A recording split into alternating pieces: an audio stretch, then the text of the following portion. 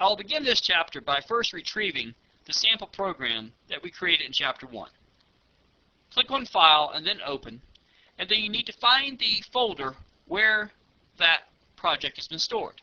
I have it stored in a VTC C++ folder, and simply click on that file name and it will open into your workspace. You'll recall that in the sample program we defined and used variables. A few words about what a variable is. A variable is simply a memory location in which you can temporarily store data. The data may be entered by the user at the keyboard, it may be read from a file, or it may be the result of a calculation made by the computer. In this example, we're creating two variables, num1 and num2, to allow the user to enter their data down below. The third variable, total, is the result of a calculation of adding num1 and num2 together. Before proceeding any further, we need to take time to learn how to select appropriate variable names, a data type, and a value for it. First, there are some rules that we need to learn about variable names in the C language. The rules you need to understand to create variable names are as follows. The first rule, and probably the one which is most often confused, is that variable names are case sensitive. This means that the variable name you create has to be spelled consistently throughout the entire program with regards to upper or lower case. Second, variables must begin with a letter. Third, you can only use letters, numbers, and the underscore. No punctuation characters or spaces are allowed in the variable name.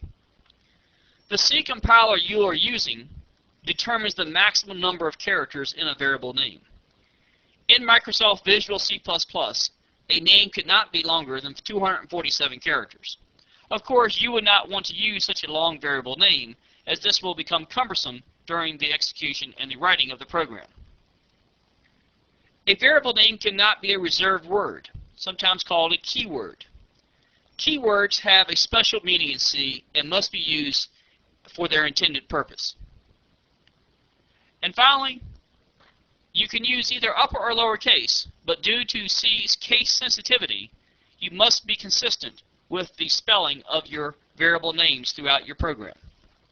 Ultimately, when you declare a variable, as long as you follow the rules mentioned here, it is up to you as to what the variable name is called. You should use a descriptive name for each variable. The variable's name should help you remember the purpose of the variable. One popular naming convention for variables in a C program is to type the variable name using lowercase letters. If the variable name contains two or more words, however, capitalize the first letter in the second and subsequent words. Keep in mind that this is just one convention for naming variables. Many others are also used. The important thing is to select the method that makes the most sense to you, and then use that method consistently in all of your programs. Returning to our sample program, notice that I used num1 and num2 to distinguish between the two variables. I used lowercase, and I used numbers simply to identify two different items. Likewise, I used lowercase in my variable called total. Once again, I could have used any combination of spelling here, but consistency is key.